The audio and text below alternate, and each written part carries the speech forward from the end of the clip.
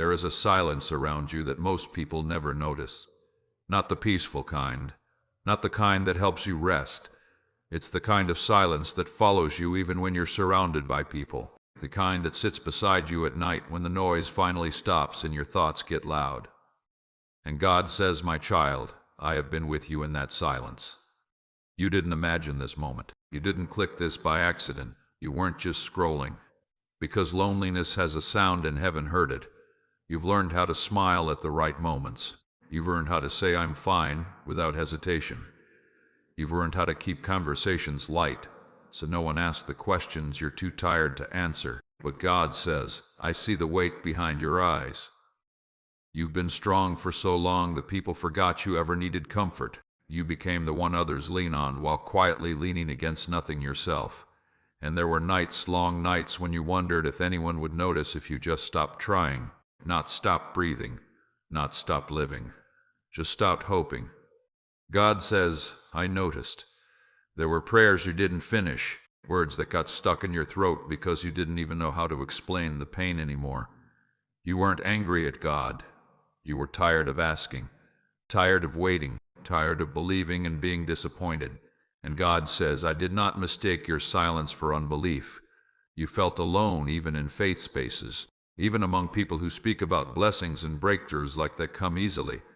You wondered what was wrong with you, why it seemed like everyone else was moving forward while you were stuck repeating the same emotional season.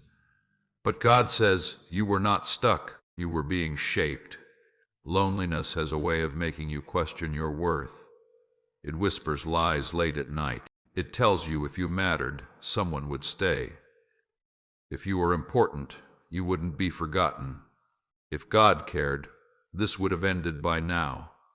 And God says, do not confuse isolation with abandonment. Some separations are not punishment, they are protection. Some distances are not rejection, they are redirection. You lost people you thought would walk with you forever. You watched connections fade without explanation. You were left with unanswered questions and unfinished conversations. And God says, I removed what could not go where I am taking you. But you didn't see it that way. All you felt was the ache, the quiet, the empty space where laughter used to be, the sudden realization that not everyone who promised to stay was meant to. You blamed yourself, replayed moments, analyzed your words, wondered if you were too much or not enough. And God says, you were never the problem. Some people only know how to love you at a distance. Some can enjoy your presence but cannot honor your depth. And I could not allow them to keep breaking you, so I stepped in. You thought you were being left behind, but heaven was stepping closer. God says, I had to get you alone so you could finally hear me.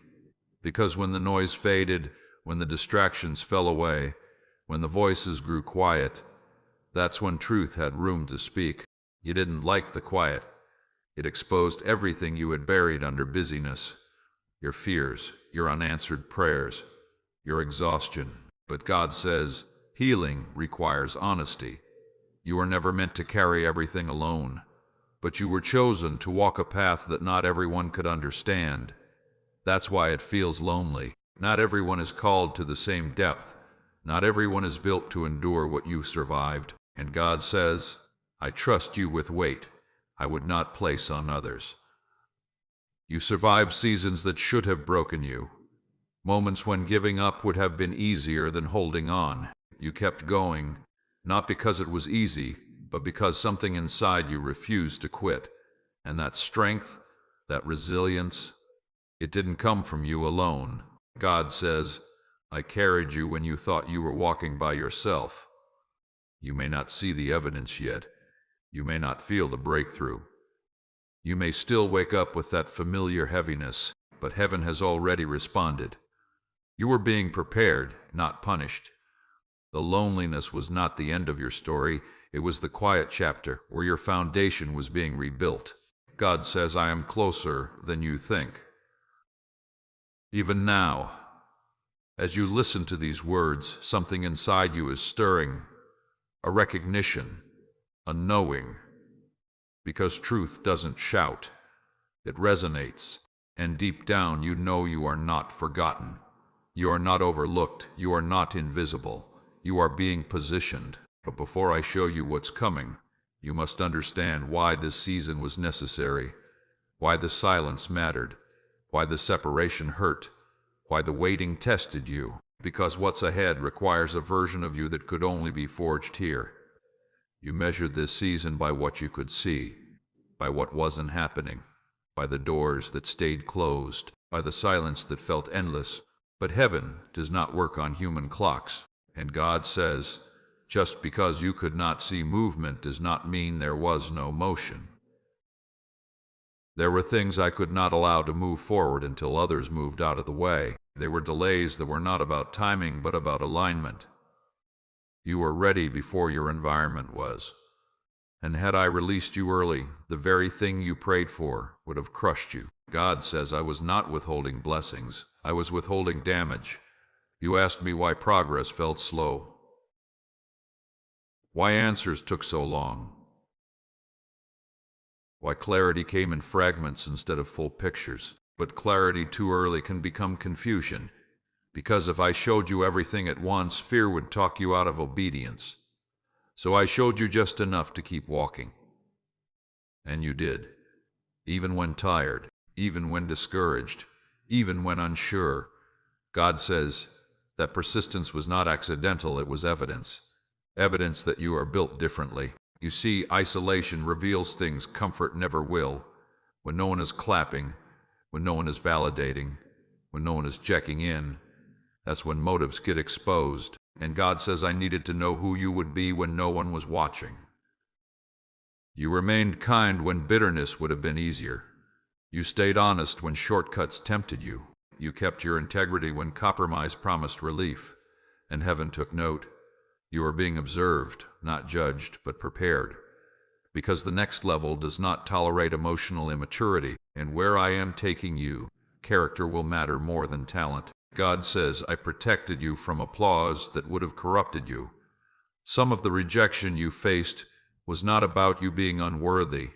It was about others sensing what they could not control. Your growth intimidated people who are comfortable staying the same, so they distanced themselves. They misunderstood you. They minimized your pain. And I allowed it, not because I agreed with them, but because I needed you unattached.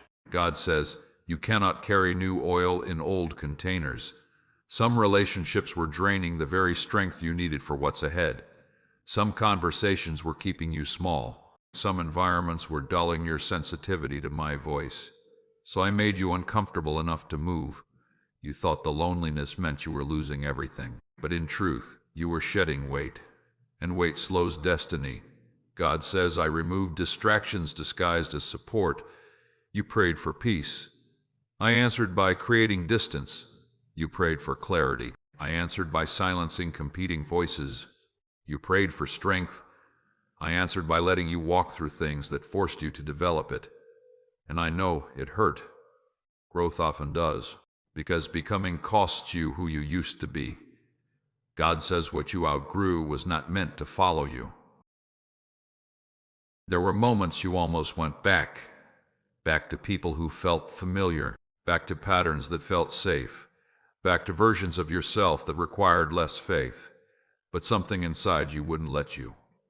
That wasn't stubbornness. That was alignment. God says, I placed a holy discomfort in you so you wouldn't settle. You see, comfort can be more dangerous than pain. Pain pushes you to change. Comfort convinces you to stay. And I need you moving, because where you are going, you will be seen. You will be heard. You will be trusted.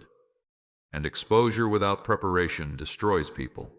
So I prepared you in private. God says, before I elevate you publicly, I refine you privately. You learned how to sit with yourself, how to face your thoughts, how to confront wounds you avoided for years. You cried where no one could see. You questioned things you never said out loud.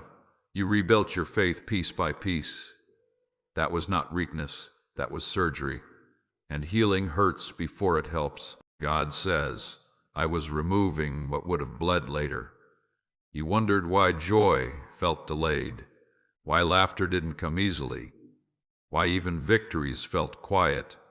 But joy that comes too fast can be shallow.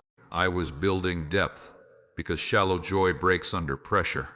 Deep joy survives storms, and storms are coming, not to destroy you, but to reveal you. God says, what I placed inside you is storm-proof.